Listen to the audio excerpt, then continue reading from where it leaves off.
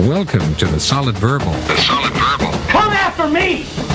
I'm a man! I'm 40! I've heard so many players say, well, I want to be happy. You want to be happy for a day? Eat a steak. It's that woo-woo! And now, Dan and Ty. Welcome back to the Solid Verbal, boys and girls. My name is Ty Hildebrand. Joining me, as always, a fine gentleman, my friend, my colleague, my co-host of many years over there in New York City. His name is Dan Rubenstein. Sir, how are you? Ty, I'm wonderful. I actually, even with not a ton of sleep, I had a very good day yesterday as a human being.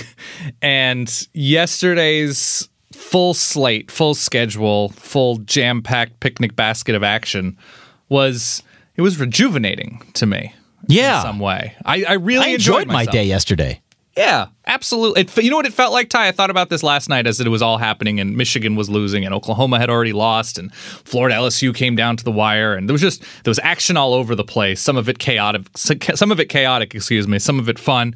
It was like the night before the McAllisters left. Yeah, exactly. In Home Alone. Exactly. Fuller was peeing the bed. There was milk spilled on the pizza. Uncle Frank is yelling at people. It was what I love. Was that when the tarantula got out? I don't know if the tarantula got out that night, but it may have. Yeah, the jar may have tipped over. The terrarium might have opened up. Something like that, yeah. Yeah, okay. Close games all throughout the day. A good week of college football. Hello, welcome. Thank you for downloading. You can find us at itunes.com/solidverbal, out on Apple Podcasts. We're also on Spotify and Google Play. Had some folks tune in to the Facebook Live page today, the Facebook Live broadcast, I should say, at facebook.com/solidverbal. Does it still exist? It didn't delete? This time we're good today. We're good today. I actually had a semi-professional looking setup, so I was excited about that. But I got the weird voice thing. The voice thing.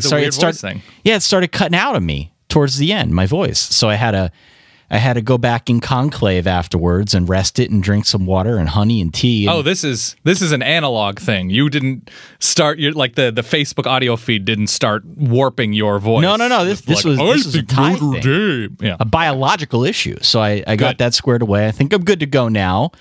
But yeah, we got a newsletter out there you can subscribe to. Check us out if you're just joining. Thank you for downloading.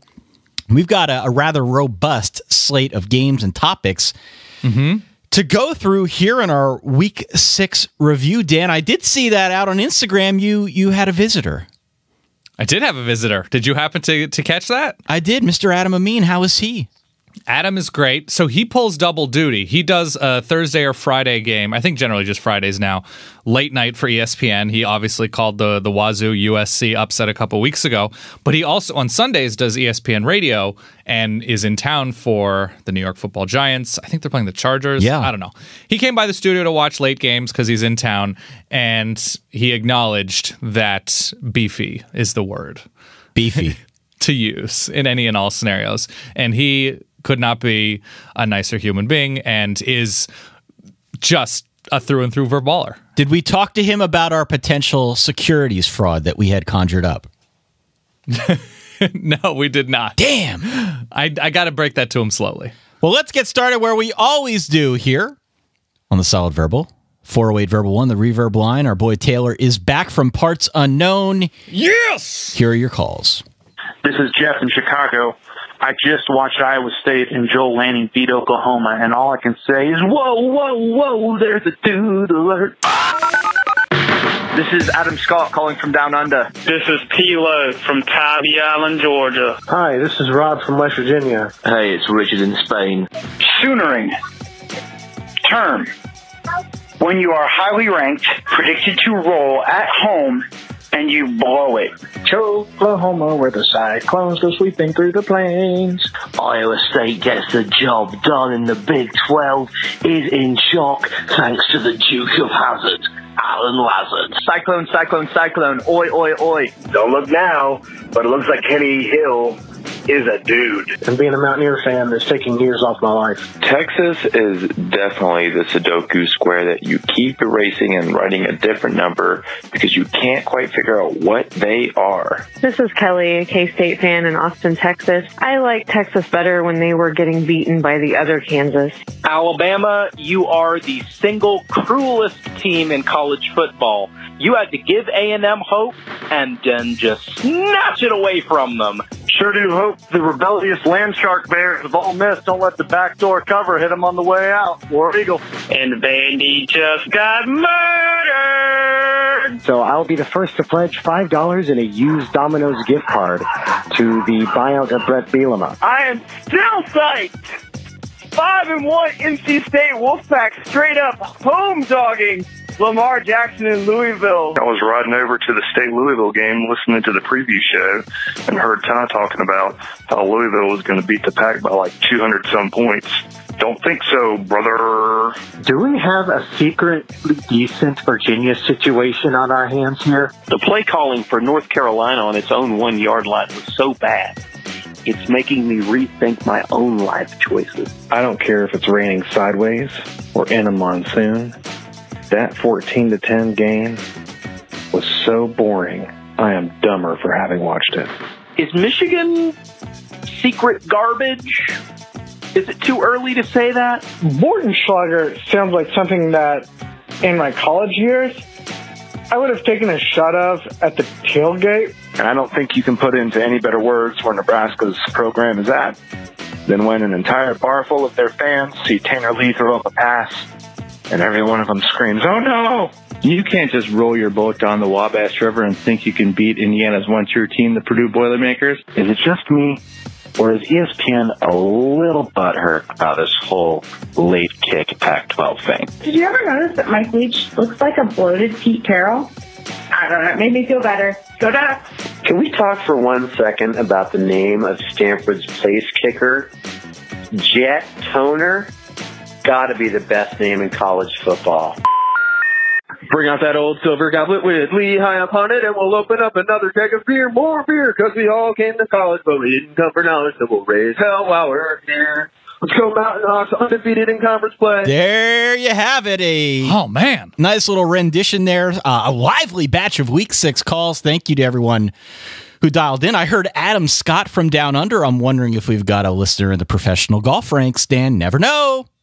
Is Adam Scott Australian or South African? No, he's Australian. Are you sure? I am dead positive. Okay. That sounded like an authentic Australian accent there. That's true. Adam Scott is Australian. I defer to you. So where do we want to start here? I've got many thoughts on what we experienced in Week 6. Let's start here.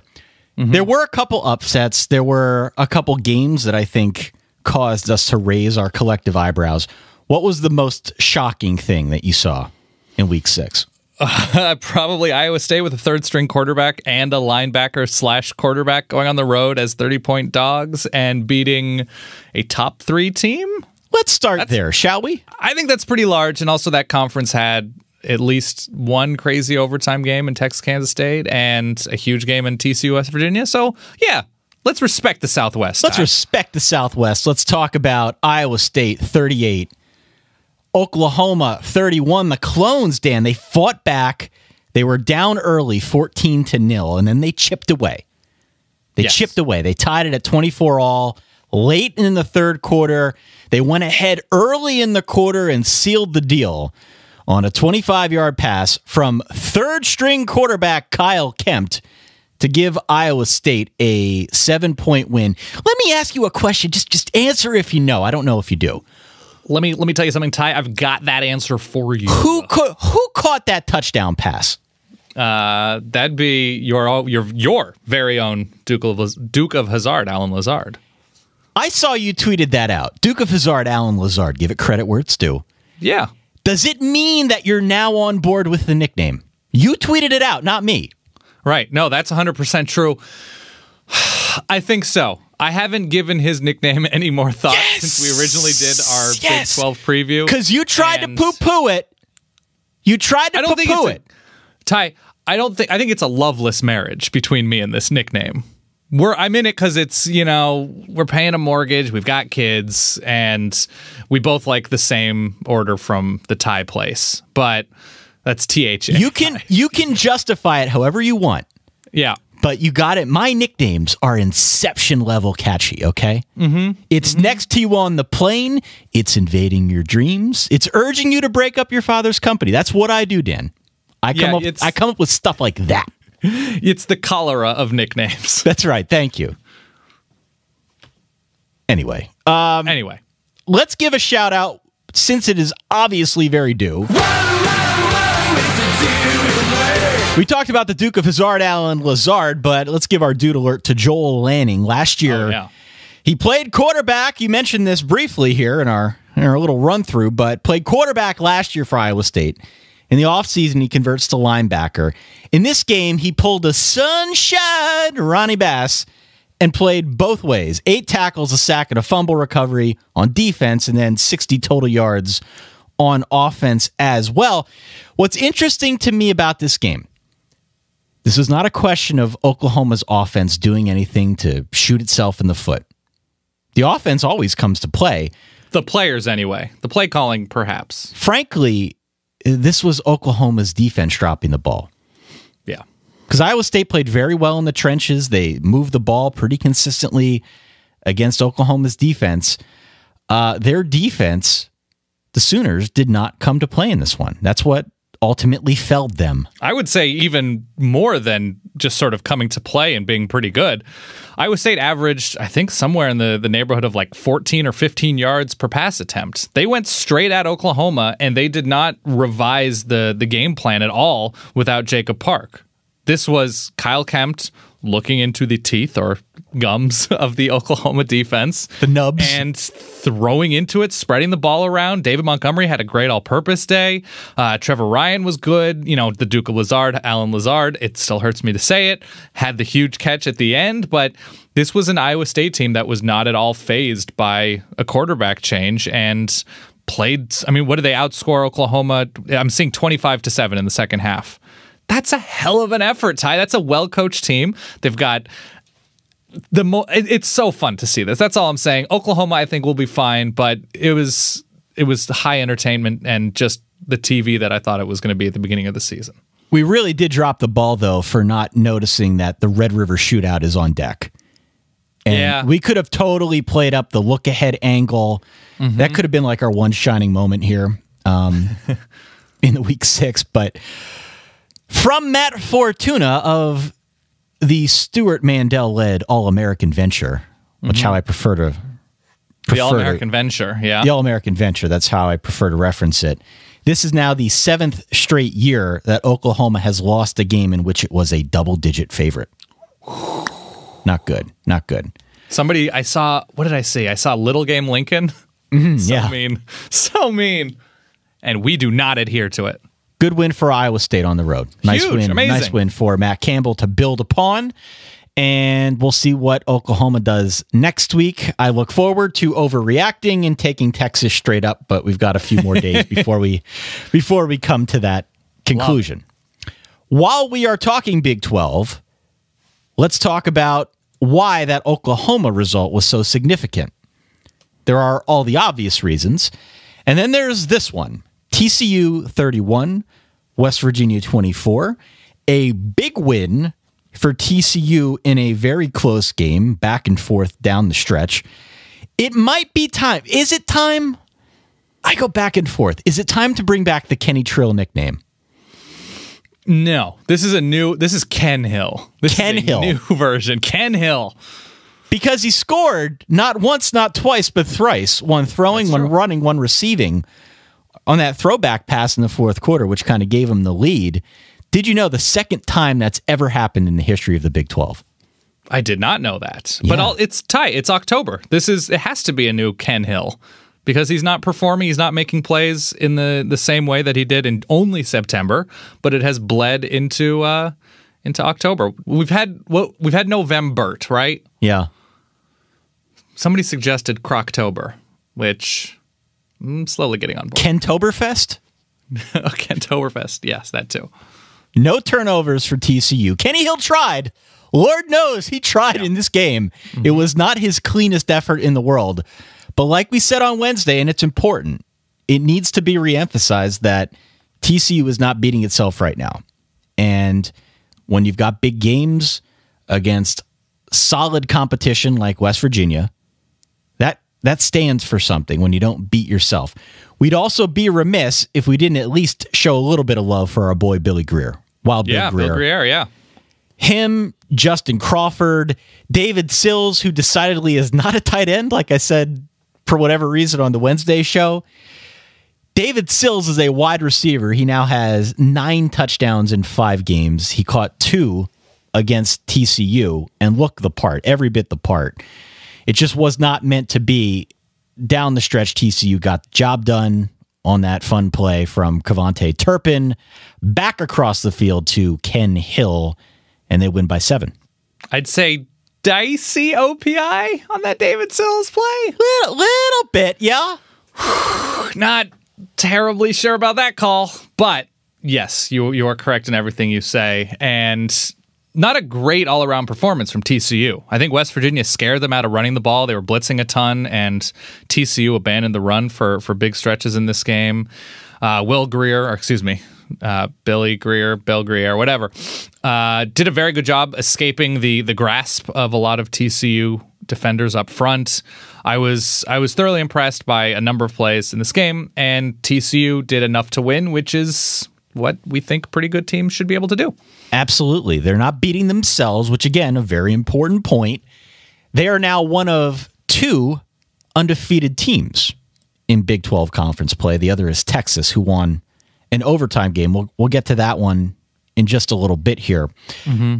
I do want to shift to the nightcap, though, where I believe Jody with an eye was in attendance. Am I right? Oh, she was, and not super happy both with the result on the field and with losing her poncho right before the game started. No! Yeah. Ooh, soaked. Is there anything more hopeless than having one of those clear plastic ponchos in the middle of a torrential downpour? Because they don't work. I would say not having one of them. By the looks of things. Yeah. Wow. Woo. Good day for monsoon games yesterday, right? We had the Notre Dame UNC one. Mm-hmm. We had Michigan State. We had the 88-minute rain delay in West Lafayette between Purdue and Minnesota. So, yeah, the Mother Nature had something it was working out on Saturday. Yeah, a little Midwestern happiness. Michigan State 14, Michigan 10. Another game that was very clearly not an offensive clinic, to say the least. This was Big Ten football. You had a lot of defense. You had the dicey weather. You had the kicking and the gouging and the mud and the blood and the beer. That's what this one came down to. Michigan State now 8-2 in their last 10 games since Mike Hart referred to them as, quote, little brother Dan. It feels like that's very old, but at the same time, it feels very new and relevant. Never gets old. So Michigan fans are feeling some things today. And they're not totally wrong about disappointment with the offense and execution and inability to perhaps shift strategy when it starts raining cats and dogs. The idea of going into that game with whatever you were planning on, if you're Michigan's offensive coaching staff, seeing it rain a ton, seeing your team turn it over a bunch and start and stop, pull running backs after they succeed a little bit, and thinking to yourself, what if we had John O'Korn throw it 35 times? What if, hear me out. No, hold on. What if we had John O'Korn throw it nearly 40 times? We've gotten into double digits. What if, am I crazy? Oh, no. So that wasn't great. That wasn't great. But a lot of credit to Michigan State for locking down, taking advantage. They didn't score in the second half and still won. They held on late. An unfortunate drop from, I believe it was Eddie McDoom, with a Michigan State DB doing the choking sign thing in the background. Michigan needs to take a good hard look at their offense. I don't think the expectations were huge for this Michigan offense coming into the year, but as soon as you get to the point where you're 4-0, you're into October, then all of a sudden you're just like, well, I guess we've got it all figured out. Yeah. And game day with Johnny OK. Game day with John OK. And turns out sometimes succeeding against Purdue is not everything. Yeah. They turned it over 5 times at home at night in the rain against their in-state rival. That's why Michigan State won. Michigan State, for their part, by the way, was not exactly gangbusters on offense. They didn't turn it over, but they were just 2 of 14 on third downs. They had under 100 yards passing, 11 penalties. Both teams are now in this weird gray area where they're 4-1, and I question how good either of them actually are. Michigan still has Penn State, Wisconsin, and Ohio State left. Michigan State has both Penn State and Ohio State. So we're going to find out here as the season progresses and just works itself out naturally. But very clearly, offense for both of these schools is going to be an issue. We're going to have to hope. Somebody asked me on the Facebook Live video that I did this morning, if you're a Michigan fan, what should be your new expectations? How should we revise these downwards? I don't know if you should revise them downwards per se. They shouldn't have been that high because you knew offense is going to be an issue. But moving forward, I just think you want to see some progression on offense, whether it's John O'Connor or anybody else playing quarterback. I saw Wilton Spate might have broken 3 vertebrae and be out for the year. Whoever is playing offense, you want to see some progression. That should be your new expectation. That's what you should shoot for at this point. Here's what I'm assuming after yesterday's Wisconsin game, Penn State game, Ohio State game.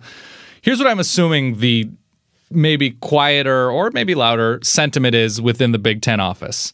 I'm assuming it goes somewhere along the lines of, really hope Ohio State's good. Really hope Ohio State's actually good. Yeah, you're right. Because Penn State, for a half against Northwestern, defensively, Penn State is in a great place. You claim they're not super deep. You would know better than I.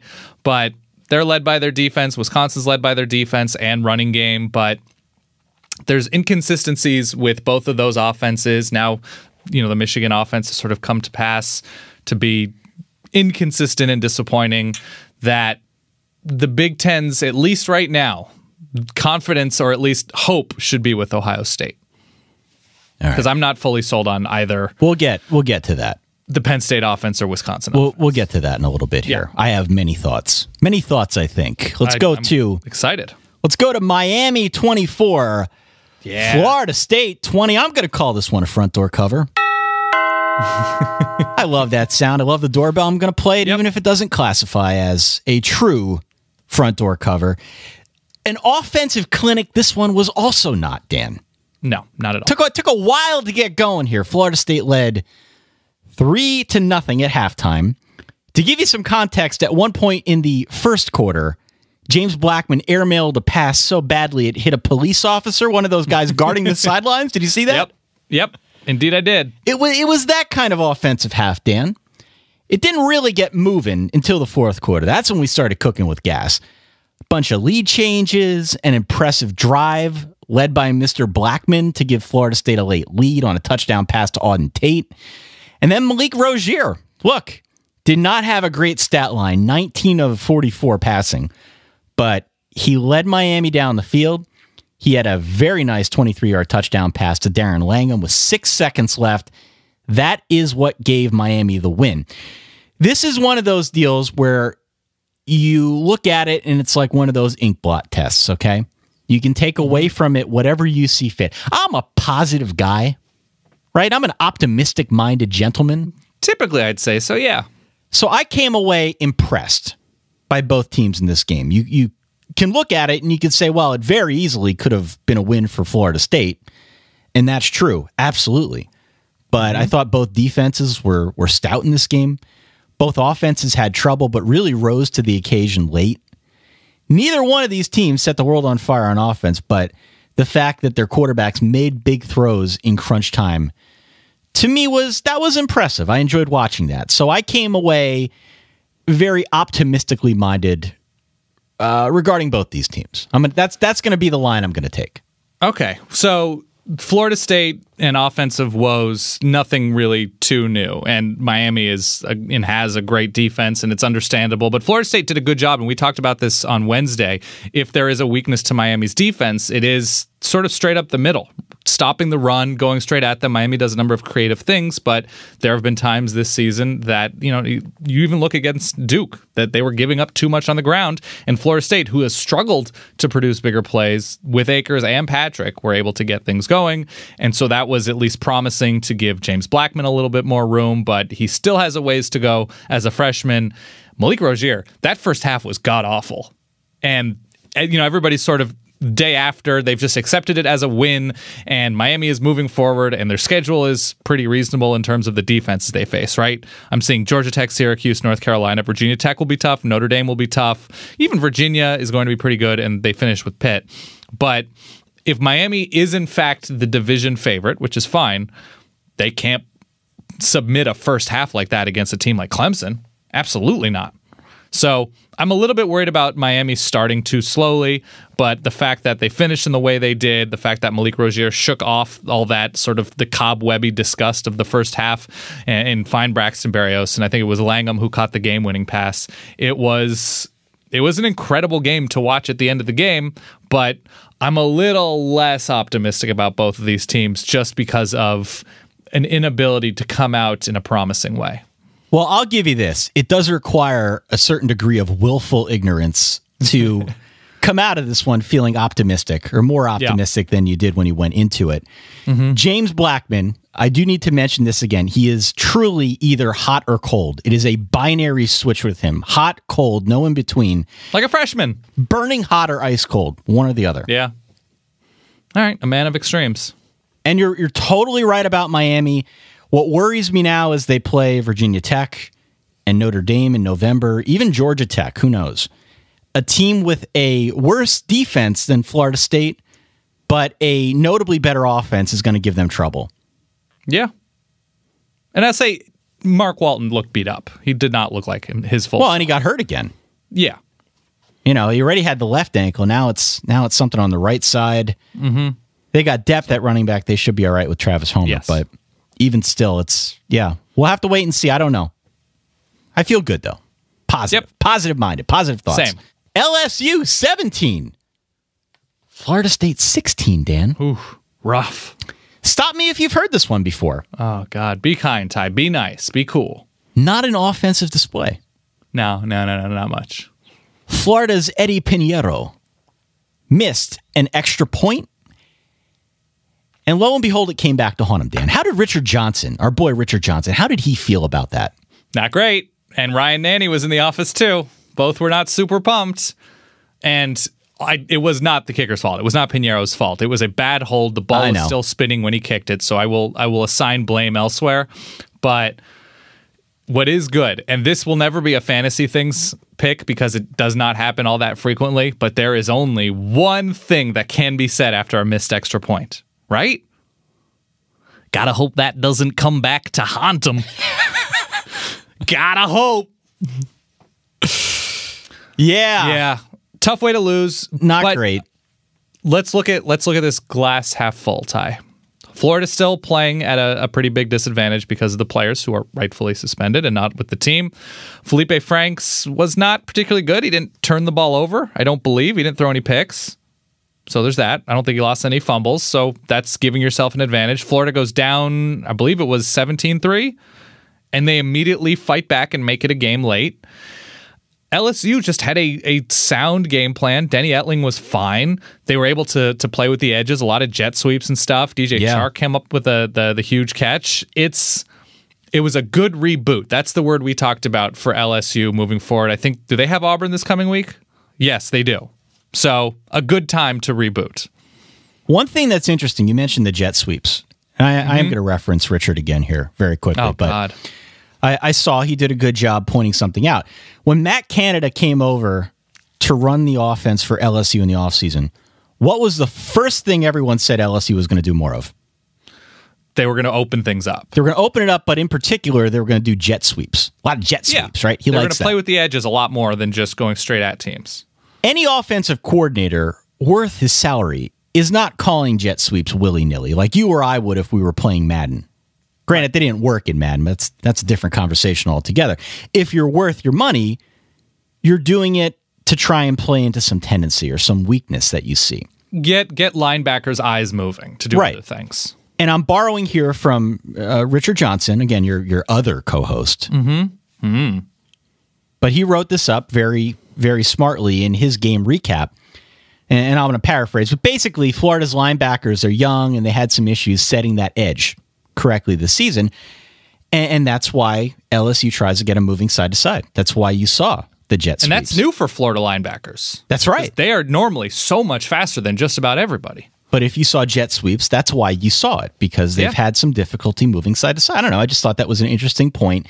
As you mentioned, a much different LSU team. They played with much more conviction here, more creativity. On defense, they didn't force Felipe Franks to turn the ball over per se, but they did sack him 5 times. And they just played with a lot of intensity in the trenches. So I thought, moving forward, if you're an LSU fan, a good reboot. Reboot's a good way to phrase this one. Yeah. 17-16, a nice road win.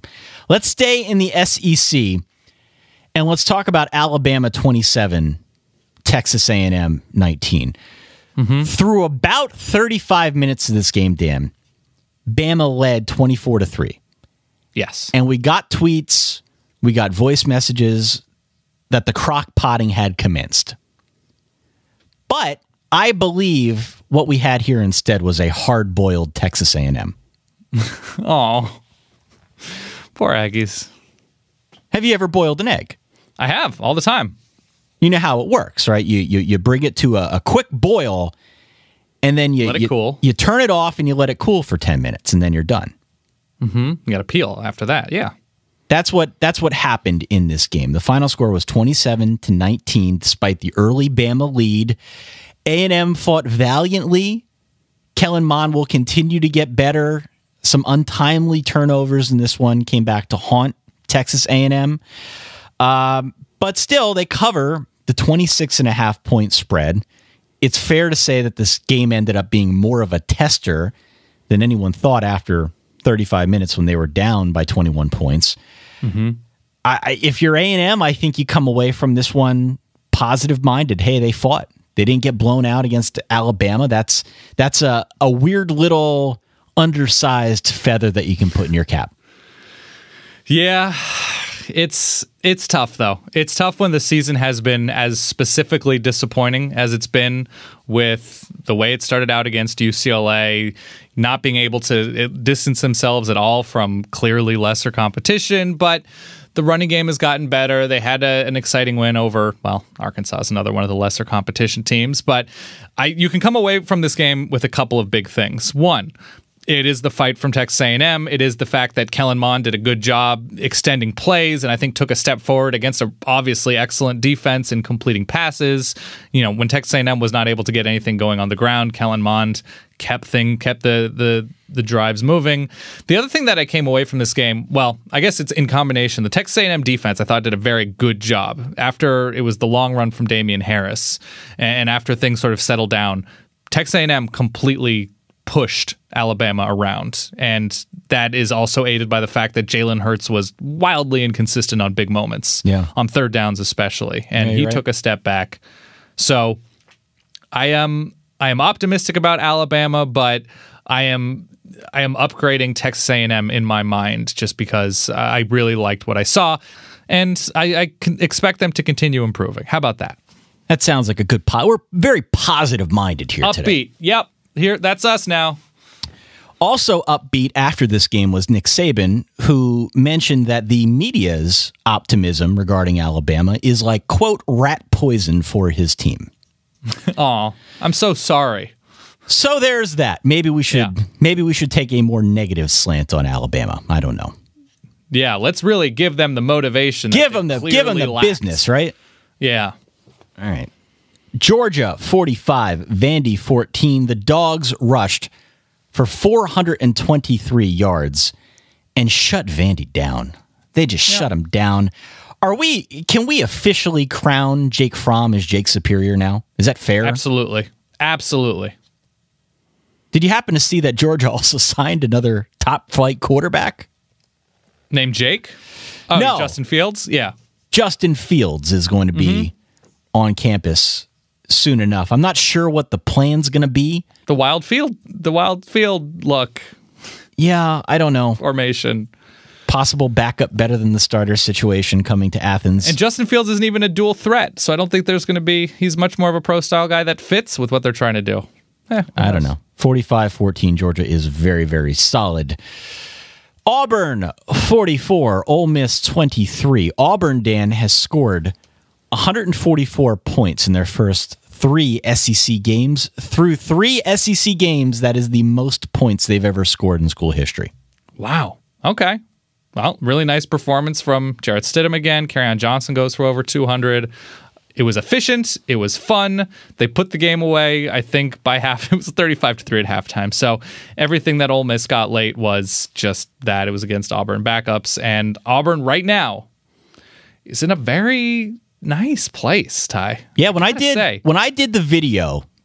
They got 3 straight road games, but yeah. When I did the video this morning, before breakfast, before coffee, or any caffeine for that matter, somebody had asked me about the SEC, and is the SEC secretly garbage? No. I don't think it's secretly garbage. Perhaps it's a little bit more top-heavy. It's not cooked the full way through the way we expected. But in so listing my top SEC teams, I forgot to list Auburn at number 3. Forgot them altogether. Ty, why would you do that? Forgot to list them. Just forgot about them. But Auburn's very good, 44-23. It seems like they're starting to put things together, and it will certainly be interesting to now chart them through the second half of the college football season.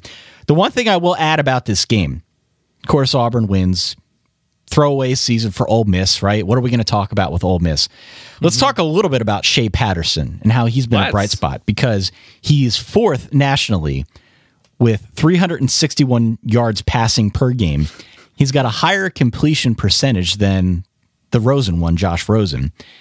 He's having a really good year, despite the fact that Ole Miss isn't necessarily a major talking point in the SEC. Yeah, a lot of those yards came later on in the game, but he is a very early contender for in a losing effort of the year, just overall. That kind of thing. The manual sound, thank you. The manual one. Yes. Can I ask you a follow-up question to your previous point? Yeah. If you had to, on a scale from 1 to 10, 1 being Michigan message boarder, 10 being Wynn Everett, who is the woman that appears in the SEC, it just means more commercials. How good is the SEC right now? Whose opinion? Wow. Well, I'm at like a 6.8, 7.1-ish, somewhere in that range, which is fine. I would say I'm probably about 6.5. Impressively top heavy, which I guess probably more towards a Michigan message boarder. Very, very top heavy. Yeah. We'll leave it at that. South Carolina, 48. Arkansas, 22. South Carolina scored 3 touchdowns on defense. Arkansas is now on the road next week against Alabama. Then they come back home the next week to play Auburn. Brett Bielema might get fired. He might get fired after this year. 10-25 in the SEC now? Something like that. Not a good record in the SEC. His buyout's too big. He should get fired. There's an argument for that. Breaking from my optimistic self, he should get fired. That's rough. South Carolina look like, and I know you're going to be shocked by this, Ty, a Will Muschamp team. Yes, they did. Generated a lot of points off of defense, which is what good, fun teams do. And offensively, they were fine. I don't think they turned the ball over at all. So it was a totally good win from South Carolina. I do not mean to denigrate anything about it. South Carolina is fine. They're 4-2. I think they're 2-2 in the SEC now. Moving forward, I'm not crazy optimistic, but it's sort of like, did you ever see the picture of, or like the collage of pictures of Brad Pitt with his various girlfriends and wives, where he like adopts the look? Yeah. Like he looked like Jennifer Aniston. He looked like Angelina Jolie. He looked like whoever. That, I mean, you go to Will Muschamp, you're going to start looking like Will Muschamp. That's right. The South Carolina is a Muschampian team. And then finally, Kentucky 40, Missouri 34. Missouri now 1-4. They're at Georgia next week. Starting to think that Barry Odom might not be the best fit. Yeah, I think that might be true. Yeah. And on that note, Dan, finding a dress shirt that fits is extremely difficult. Whoa, it's something. True. It is something true. is always off. Thankfully, if you order a custom fit shirt, that won't be a problem. That's why you want to work with our friends over at propercloth.com, where you can easily create a custom shirt size in seconds. All you got to do is answer 10 easy questions. You can choose from over 20 collar styles, 10 cuff styles, 500 fabrics, classic, business. Customize it any which way you want. The team over at Proper Cloth, they only work with the best fabric producers from around the world. They only buy fabrics that meet their high quality standards. Best of all, at Proper Cloth, they guarantee a perfect fit, which means that if somehow you get it, doesn't fit, they'll remake it for free. Damn. They will remake it for free. It's the future. The future of shirts.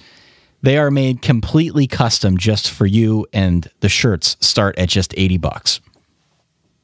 That's it. It's a nice price for a great shirt. You've got one. I do have one, and let me tell you something, Ty. One, sometimes people will think to themselves, well, I can hide a not so great shirt under my suit jacket. Guess what I have a feeling about, Ty? The suit jacket's coming off. Suit jacket, we have a lot of listeners that run warm. I just sense that. Suit and by the way, we've talked about this before, but there are certain capsules that you can step into that you're required to step into stark raving nude in order to get a truly custom fit. I mean, you could do that if you're into that. All right. I don't want to judge, but personally, I would rather answer 10 questions on a website. That feels to me like a better avenue. But who am I? I'm just a podcast host. What do I do? At my brother-in-law's wedding in a couple of weeks in Austin, I'm in the wedding, and the attire is like suit-type slacks and, shoes, suit-type shoes, whatever, nicer shoes, and then a white dress shirt. And I think we're wearing like suspenders and a bow tie, something like very Austin-y. Okay. No jacket tie. Yeah. There's no hiding. You better have a shirt that fits your weird body well. Stop wearing shirts that don't fit. Yeah. Start looking your best with a custom fitted shirt. Go to propercloth.com/solid today. Enter the gift code SOLID. You'll save $20 on your first shirt. Do it. Do it today. All right, moving on. We got to move quick. We got a bunch of other action to get through. Let's go to the Pac-12. Let's go to the late game, Dan. Stanford 23, Utah 20. This game was 100% on brand for both teams, wasn't it? Very much so, yes. When we did the preview, Stanford was a 6-point favorite. Neither you nor I were buying that. We didn't think it was a 6-point game. Nobody else did either because the line came down to Stanford -3 by kickoff. The entire world knew this was going to be a low-scoring, close game. And Dan, stop me if you've heard this before. The Bryce Love was the headliner again. Absolutely. We have to almost retire Bryce Love as a dude in the way that TRL retired. They had a video graveyard. Yeah. We might have to retire Bryce Love's dudiness. Just to get some other names in the rotation. Yeah. It was not his most successful game from a statistical standpoint. And Utah did do a fairly decent enough job containing him for most of the game. Yeah. But then he breaks a 68-yard touchdown early in the fourth quarter. He coasted in a little too much ease there. Almost got Leon Ledded. Yeah, he did. At the goal line, but ultimately that touchdown is what gave Stanford enough breathing room so they can go and get the 3-point W. Interestingly enough, Keller Christ was the one who got the start in this game, Dan. Yeah, and he was fine. He traded on and off with KJ Costello, which begs the question whether or not they're going to do this thing. If David Shaw is going to do the 2-quarterback rotation thing moving forward. Right. I really hope not. I have no interest in Stanford's passing game whatsoever. I like Trent Irwin, but there's nothing great about it. Stanford's passing game is like the garnish on an entree. You can eat it and it won't kill you, but it's never really that appetizing. You're calling him parsley? Exactly. The passing game. Exactly. So Bryce Love is the entree. The passing game is the parsley. Bryce Love's a good juicy steak. Okay. And Keller Christ and KJ Costello and anyone else, they're the parsley. Yeah. No, the Utah defense, I mean, the front is deep and angry and fundamentally very sound. They did a very good job against Bryce Love. But as you mentioned, you can only do a good job against Bryce Love for so long. And it paid off. Good for Stanford. I'm still kind of worried about their defense because this was still a Troy Williams Utah team, not a Tyler Huntley Utah team. And with Wazoo, with Washington, I'm not terribly... If Justin Herbert isn't playing for Oregon, not super worried about that next week, but it's a concern. They got some games coming up in Utah, by the way, at USC next week, which could be intriguing. We'll talk about that one on Wednesday. Washington State 33, Oregon 10. Yes. Okay, so Braxton, can we call him Beermeister? He does not deserve a nickname yet. We have a Burmeister and a Bornschlager or whatever, who both struggled mightily yesterday. Braxton Beermeister, potentially. Yeah. He's underage, Ty. Be cool. Oregon's entire offense is hurt. They're all hurt. Yeah. Every one of them's hurt. Strangely, this was a goofy line. I don't know what it was at kickoff. When we did our show, we even had a hard time tracking it down. But whatever it wasn't that hefty a line.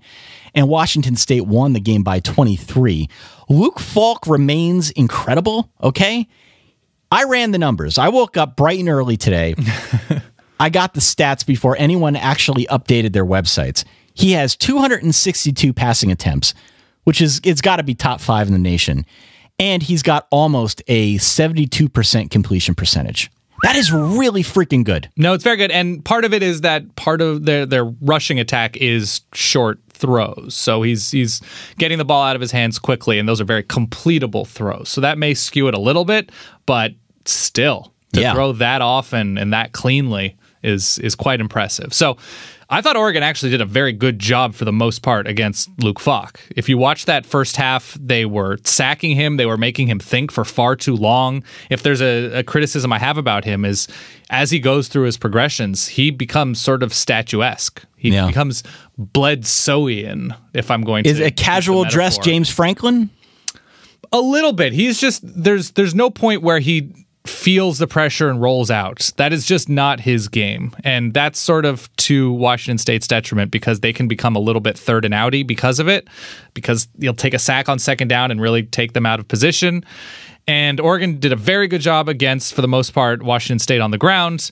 Here's the problem. Washington State plays excellent defense, and Oregon was super duper one note on offense. And that was hand the ball to a running back moving straight forward. Yeah. Do you know, in this game specifically, I think the teams combined to go 4 for 31 on third down. Nice. Would you say, if you were on the Oregon coaching staff, that a key might be you got to get the ball past the chains on third down? If we have any shot with a quarterback who can't really throw downfield for the most part, you have to be able to keep the offense on the field. Oregon now, in both of their losses, now it's a disappointing Arizona State team and a good Washington State team. I think they're a combined 2 for 28 on third down. Yeah. Okay. Going into the Willie Taggart era, I said to myself, oh, well, he's a Harbaugh guy. And now I say to myself, he's a Harbaugh guy, isn't he? Is that? Oh, yeah. 50 Shades of Harbaugh coming out here. Yeah. And in his defense, this was not Justin Herbert. Oregon's best 2 receivers were out. I think their starting tight end was out. Oregon's also super sloppy up front. Just get it all out, dog. Get it all out now. I'm trying, Ty. Just get it out. Their offensive line is very good at both blocking and starting too early before the ball is snapped. Pop that big old Oregon pimple. So I'm trying to think who Oregon is in this Home Alone comparison, but not a great night. Not a great night. And Washington State did a great job wearing them down and taking advantage. They would be the parents that forgot Kevin. This is true. All right, we got to go quick, man. We got conference. We got games to get through. Washington 38, Cal 7. Of note, Cal statistically finished with negative 40 yards rushing as a team. That's not the best. I think they had 8 against Oregon. It was because of a botched field goal at the end of the game. But that still means they only had 1 rushing yard before that play. Cal is becoming who we assumed Cal would become. They are who we thought they were. Okay. That's okay. It's going to take time. Arizona 45. Colorado 42. Collectively, Dan, 725 rushing yards in this game, led first and foremost by backup quarterback Khalil Tate. Woo! God, I'm getting the vapors, Ty. He broke the FBS single-game rushing record for a quarterback with 14 carries that went for 327 yards. Are you freaking kidding me? That's an average of 23 yards per carry. He had touchdown runs of 58, 28, 47, and 75. And granted, Colorado's defense isn't what it was a year ago, but it's still pretty good. And in terms of giving up big plays on the ground, before this game, they were a top 30 defense, Dan. So this was a game for Khalil Tate as Arizona gets a kind of surprising victory here. Yeah, I mean, they gave up, 40 to Washington. They held UCLA down pretty nicely, and 45 to Arizona. If you give up 327 yards to a very good running quarterback, which Khalil Tate is, who I believe we actually talked about during the quarterback battle in the Pac-12 preview as a name to pay attention to, Khalil Tate, just in terms of his pure athletic ability. But if you as a defense give up 327 rushing yards to a quarterback, are you still a good defense in the present tense? No. I don't believe so. Definitely not. And the real shame of the matter. So good for him. Nice game. Obviously, a great game. The real shame was Colorado's Phillip Lindsay, who ran for 281 yards in a losing effort. Yeah, a workhorse effort. I mean, he didn't have huge run after huge run, but 281 is 281, dog. Yeah, 281 is 281. You're right. And finally, USC 38, Oregon State 10. We won't go too much into detail with this one because we got to move, but let's just say that Kyle White from Oregon State quoted as saying about Sam Darnold, he's a normal Pac-12 quarterback. I didn't see anything special. Should have been 3 picks. He's okay. A lot of the plays he made because we shot ourselves in the foot. So there's that. Yeah, sounds like me after every football video game I've ever lost. Exactly. ACC action. We got to move. We got to talk about what happened on Thursday. I caught some flack from the kids on Twitter because I predicted that Elville,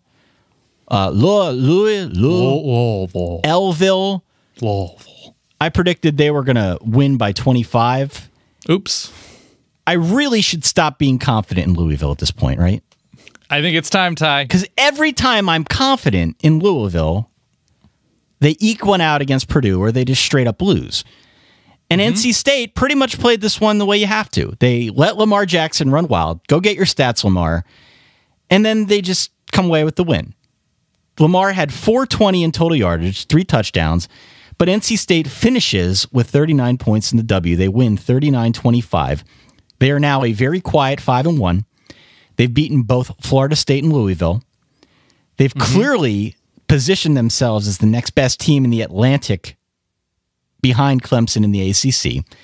And it's hard not to look at this game and like what they did. Because, again, they let Lamar get the stats, but they put pressure on him the entire game.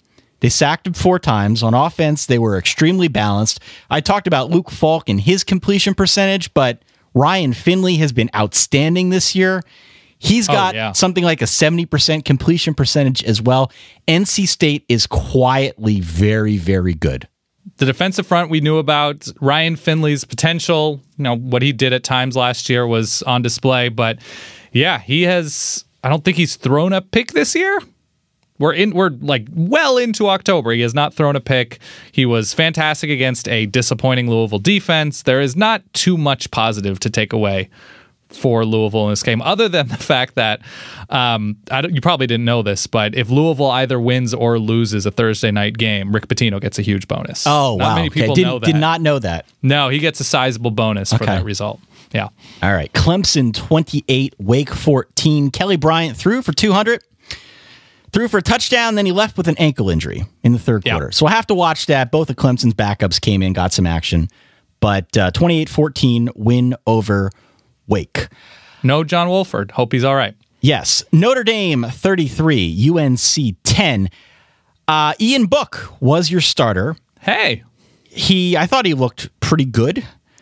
And the only other note here is that North Carolina is really bad. North Carolina is real bad. I only saw a little bit of this game. It was also in the rain, so it's hard to take too much away from quarterback. I wasn't super thrilled watching Ian Book, but he was all right. Why he's the backup. He was fine. Yeah. Virginia Tech, Virginia, and Syracuse all win, Dan. Do you have any parting thoughts on the ACC before we go Big Ten? A little bit of a struggle for Virginia Tech offensively. Cool to see Syracuse win once again on their march to 6, but no, that's pretty much it. Oh, Virginia's pretty decent. Not bad, right? I like Kirk Bankert a lot, Ty. I am rooting for this Virginia team. You know, I was thinking in relation to Kurt Bankert. This is my only frame of reference, by the way, and it's horrible to say. Yeah, a downish game yesterday, but I like him. But a couple of years back, when I blew out my shoulder, I had something called a Bankert lesion. Ooh. And so I'm thinking if you lose to Kurt Bankert, that's a Bankert lesion. Don't want that. Yeah, you don't want that, right? Yeah, sorry, Brian Harson. Little orthopedic reference for all y'all. Okay, Big Ten. Penn State 31, Northwestern 7. This game was brutal to watch. Brutal to watch. Mostly because of Northwestern, but still. We had mused for a little bit on the Wednesday show that this one might be close. And I took Northwestern in the points. Ultimately for Northwestern, 2.2 yards on the ground per rush, 4.6 yards through the air on average, 3 turnovers. This is a bad offense that looked even worse because they were up against a good defense here. Yes. I don't worry about Trace McSorley. He had decent enough stats. I don't worry about Saquon Barkley. I worry about their offensive line because the offensive line has its moments. What happens when this line goes up against Michigan? What happens when this line goes up against a team like an Ohio State? That to me is like what I'm worried about if I'm a Penn State fan. That to me feels like a weakness going up against some of these better defensive fronts. And I feel a lot about Penn State offensively the way I do USC because their offense is comfortably in 4th gear. Comfortably. And there's a 5th gear that they can get to.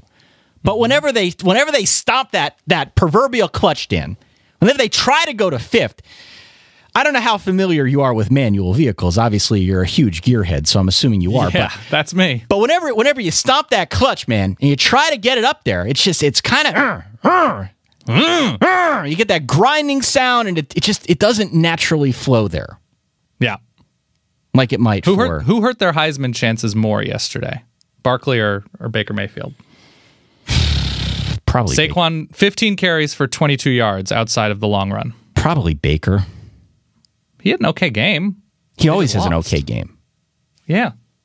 Saquon has his weird down games. I don't know. I feel like people are so into Saquon at this point that as long as he keeps scoring touchdowns and getting like more than 70 yards a game, he's going to get benefit of the doubt. Whereas you lose at home to Iowa State, you're so accustomed to Baker getting the stats that people might be more inclined to speak ill of that. But now Saquon Barkley has to have huge games against Michigan and Ohio State. Has to. He does. Also, you skipped one very important thing, Ty. James Franklin finally got a win against Northwestern, right? Yeah. Woo! Here it is. Uh-oh. Finally getting that. Feeling good. Yeah, our pal Roger Sherman had not so nice things to say about Northwestern's offense, which is still bad. Very, very bad. Okay. With the same coordinator that they've had since like 2008. Wisconsin 38, Nebraska 17. Wisconsin ran for 353 and 3 touchdowns, 249 and 2 touchdowns of which came from our boy Jonathan Taylor, tailback. Very good. Very, very good rushing attack here for Wisconsin. It's what they do. I also have to do something here. Uh-oh. And I'm not doing this to be mean-spirited, but there is a gentleman out there who tweeted us, and he said that he's trying to get his friend to listen to the podcast, and in order to really put him over the top in his sell job here, he requested that we play the Tanner Lee sound one more time. Okay. Listen, you're in control of the sounds, Ty. So I'm just going to leave this here. Tanner Lee, 16 of 32, putting those Manning passing academy skills to work with 262 yards and a touchdown. Yeah. And his 10th interception of the season. But that just makes him a huge, huge NFL quarterback. If Sam Darnold can have 9 or 10 at this point. Yeah. Different for Tanner Lee. Yeah. Let's look optimistically at this. We hope Sam Darnold of the Heartland. Yes. Sam Hartnold. Okay. I apologize. Ohio State 62, Maryland 14. Ohio State killed Max Bortenschlager. Oh. They killed him. He was 3 of 12 passing for 16 yards in this game, Dan. Yeah. At a certain point, the total yardage was like 401 to 12. Our pal Matt Brown tweeted it out. And it was like 16 carries for 4 yards, whatever it was. Ryan did the math, Ryan Nanny, and it was like 1.8 inches per carry. Whenever you can easily do the yards to feet conversion on someone's passing line, that is generally very, very bad. Well, when the rushing attempt is basically when somebody tells you if you're taking a photo and you're just like, could you scoot just a scotch? That's what Maryland ran for. Just a scotch. Of note Actually, here. No, Ty Johnson was fine. They just took sacks. Of note here, yeah. He ran back a kick. That was nice. Yeah. But Ohio State lost Brandon Bowen from its line for the year. He broke his left leg. So we hope he's okay. We wish him a speedy recovery. Mm-hmm. Ohio State's crazy deep, pretty much across the board, but losing your right guard is of note. So we hope he's better. Purdue 31, Minnesota 17. This is my off-the-grid lock of the week. I hit it. Thankfully, I did not watch it because it featured, as I mentioned earlier, an 88-minute rain delay and 6 turnovers. So if you were at this game, if you had to watch this game, may God have mercy on your soul. Hopefully, you were on the correct end of the betting and you cashed in on Purdue's 14-point home victory. Yeah. Did you see a 7 overtime game, Ty? Because I watched the end of that, and that was a lot of yards. That was many yardages. Oh, my gosh. So it's Western Michigan over Buffalo. Poor Buffalo. What was the final score of that game? I'll load it up right now, but a lot, Ty. It was a lot. It was Western Michigan 71, Buffalo 68. Yo. Drew Anderson. I hope you have the losing effort sound ready, Ty. Drew Anderson, starting quarterback. 597 and 7 touchdowns in a losing effort. That's a tough one. That's a really tough one. It's not great. Iowa 45, Illinois 16, Indiana 27, Charleston Southern, goose egg. Mm-hmm. All right. And very finally, in our Power 5 action, we circle all the way back now to the Big 12. I know everyone has been eagerly awaiting our double overtime chat about Texas and Kansas State. Yep. There are only 2 undefeated teams in the Big 12. TCU is one of them. TCU is one of them. The other is Texas. Yes, sir. Here's a fun fact for you. This is, honest to goodness, the first time in 4 years that Texas has started off 2-0 in the Big 12. Damn. Good for them. 4 years. This is actually a fun game to watch if you weren't a K-State fan.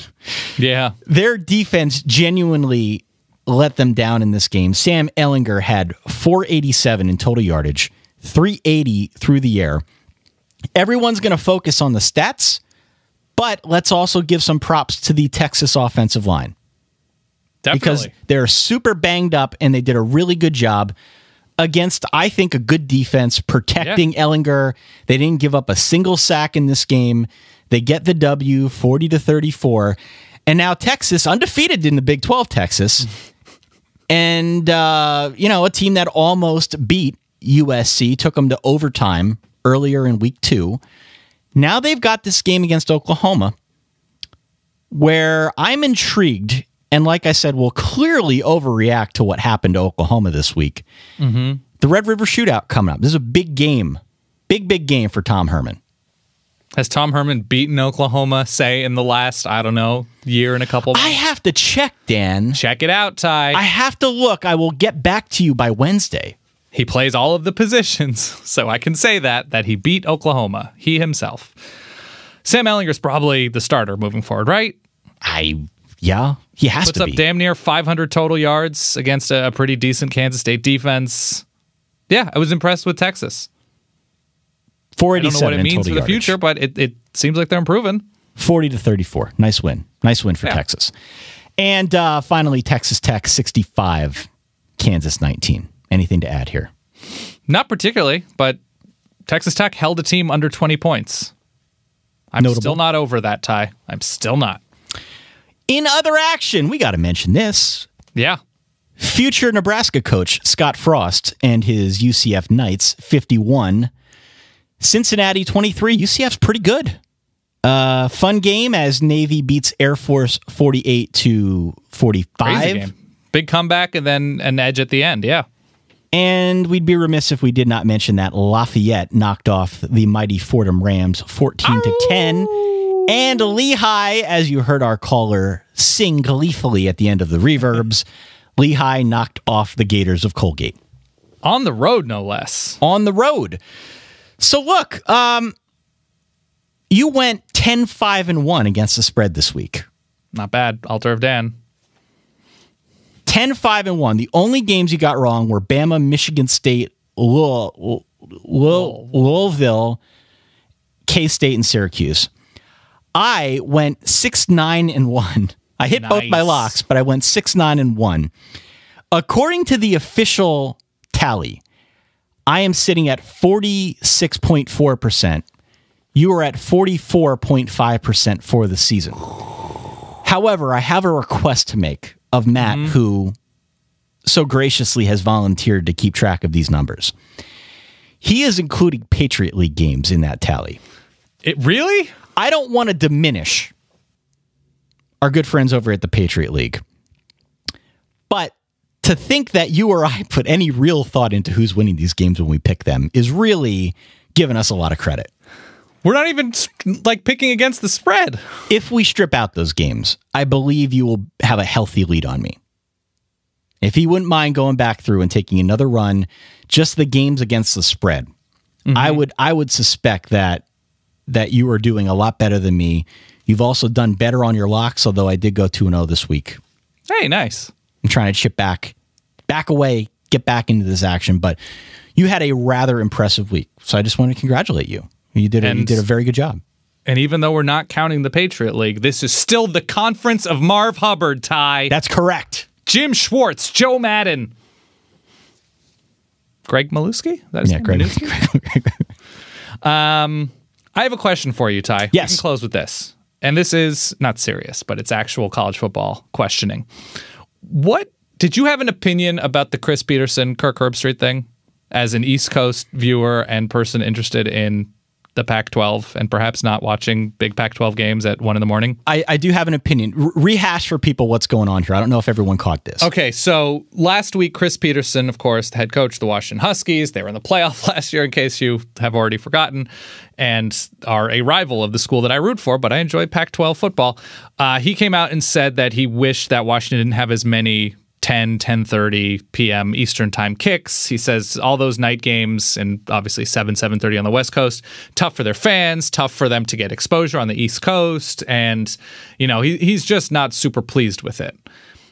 And then ESPN, who we have a lot of pals at ESPN. We like ESPN's college football coverage. We like Kirk Herbstreit. They come back just splashing the pot, right? In an onslaught of PR on game day and saying, well, ratings are this for night games and they're actually good and they're this % better than Pac-12 games in the afternoon. And all of this, I presume, is true. I'm a little bit hesitant to be like, ESPN's ratings, according to ESPN. Like, Pepsi's new great flavor, excellent, according to Pepsi. Crystal Pepsi. Right. I'm a little bit hesitant about that, and I think there was certainly a degree of framing when ESPN is revealing their own ratings, and they're saying ratings east of the Rockies. Well, that's a large part of the country. Downloads after Tuesday. Right. So I was a little bit curious about that sort of PR onslaught, and then Kirk Herbstreit saying, hey, I love the Pac-12. I love the Pac-12 getting attention, but you should be thankful that we are airing Pac-12 football. Like somebody saying, hey, I know we've been dating for a while. Could we just talk about a couple things? And be like, hey, you should be grateful I'm dating you. Yeah. It's a business relationship. And then ESPN puts the chyron. I guess Chris Peterson refused to an interview before the game with ESPN, and they put a chyron, so like that lower third of text, a graphic on the screen, explaining the Pac-12 ratings underneath video of Chris Peterson sort of walking the sideline before the game. Really? I thought it was so beneath ESPN. I thought it was so crazy orchestrated PR to come out and just try to delegitimize Chris Peterson, who, by the way, Ty, when coaches complain or when coaches act weird or when they say stuff to get attention or when they have new uniforms, why are all of these things happening? Is there something you can attribute it to? Because I have an idea. Yeah. I think everything that is somewhat weird and attention grabby is recruiting. Of course. So where are all of Chris Peterson's best players from? They're from California. California, yeah. Yeah, there's a couple from Washington. I think Byron Murphy's from Arizona. Maybe I'm wrong about that. But they're not from the region. They're not from Washington, Oregon, Idaho. And so when he is on a weekly basis seeing USC at 5 p.m., 8 p.m., and all of his players grow up watching USC, it's not necessarily a ratings thing. It's I'm competing against who ESPN wants to put in primetime every week. Right. And I think that's a totally valid complaint that I'm also positive, Ty, that Kirk Herbstreit understands that Chris Peterson complaining about exposure isn't TV ratings. It's about recruiting. And it feels like ESPN could have done a better job of, it's actually good for the Pac-12. Ratings are good, but we understand his concerns, and we're always trying to get the best deal for the Pac-12 because they're also in the business of rights. I sort of wondered if like Herbstreit was taking it personally because he frequently does like the primetime game. Sure. You know, like there was almost an element of that seemed like it crept in a little bit. I didn't quite understand the fire that ESPN came back with. I understand. Look, Chris Peterson would not be the first Pac-12 coach, Pac-12 anything, to complain about some of the time slots that they draw. This has been an ongoing thing, and it's fun. And us on the East Coast here, we make a game of this Pac-12 After Dark thing. It's kind of taken on its own identity to an extent, but legitimately, when you're trying to run something and when you're trying to compete and attract new talent to come to your organization, your club, your school, your whatever. Yeah, it's location in a virtual sense, in a television rating sense. You want to get as many eyeballs as you can on whatever it is that you're selling. Sure. He is absolutely coming at it from that perspective. So, yeah, I didn't understand the fire that ESPN came back with. It was unnecessary. It was totally beneath them. And obviously there's a reason behind everything. They want to outwardly say to the Pac-12, look how good your ratings are. We are delivering on all sorts of promises. I get that. But it's sort of, it felt antagonistic with no real need. And at first it seemed like Chris Peterson, it was like sort of self-serving, and I promise we'll stop talking about this momentarily. Self-serving, like, we want more people watching us. What about Washington? What about Washington? But then it was sort of flipped. Like, Washington is aware that they are in Seattle, very far away from a lot of places, and they've tried to spice up the program. They do the Oregon thing with the helmets and the uniforms and stuff now, and they redid the stadium, but it's an uphill battle, and I think Chris Peterson recognizes that. Yeah, it was so much fire coming back. I didn't fully get it. I don't know. It was like a Twitter feud playing out in real life, but whatever. Mm-hmm. Okay, close us out with some doodle alerts, Dan. Oh my God, I have. Who do we got? Oh my God, there were so many dudes this week in college football. One, Buzz McAllister from Home Alone. Such a dude. In the end, he was a good supportive older brother. Joel Lanning, obviously, quarterback and linebacker for Iowa State, playmaker, did all things all over the field. Sunshine! How about this one, Ty? Adam Nunez, I don't know if there's a tilde. The punter for TCU, kept pinning West Virginia deep. We see you. Braxton Berrios, playmaker for Miami on the outside. Julian Aquara, am I pronouncing that right? Yeah. Good pick. Hell of a play, Ty. tipped it and intercepted it to himself? Yeah. Come on. That's ridiculous. Kyle Kempt, we mentioned, another Iowa State guy, played quarterback, was ridiculous. Khalil Tate rushed for 327 yards for Arizona as a quarterback. Kerryon Johnson went over 200 for Auburn on the ground. Dontrell Hilliard, we didn't mention the Tulane score, but Tulane was up like 48-3 or 10 or something at halftime against Tulsa. He was a big reason why. Troy Dye forced a fumble while laying on the ground for Oregon. Their star linebacker, Drew Anderson, we mentioned in a losing effort.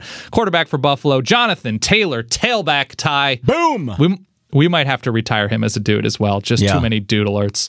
Riley Ferguson and Anthony Miller hooked up at Memphis for like 1,000 yards against UConn. I respect that. Eric Powell, the kicker for Washington State, Ty. I dig deep with these. I think he connected on a 52 and a 47-yard field goal. You know how many teams are jealous of that, Ty? Everyone. All of them. Yeah, all the teams except for Michigan. Traquan Smith, and finally, Mackenzie Milton. You mentioned UCF. Mackenzie Milton to Traquan Smith. It was another fantastic connection for the Knights. So those are your dudes. Alrighty. There you have it. Thank you to everyone for listening. Went a little longer today because we had a lot to get through, but I think we covered a lot of ground. I want to thank you all again for your subscriptions, for your support, for buying your shirts and wearing them out in the wild and sending us those pictures. Keep on doing it. It's a lot of fun. Tweet them. They're great. It's free advertising for us, but above all, it's just fun. It's fun to see people out there enjoying these things, and we will be doing a second run shortly. You can stay tuned to our Twitter feed, or Facebook page, or Instagram, all the usual hotspots. We will take the opportunity to alert you about our second run there. Also the newsletter, the subreddit, everywhere. Check us out. We are the Solid Verbal. We do appreciate all of the great support, all the calls that you shower upon us each and every week. That's all I got, Dan.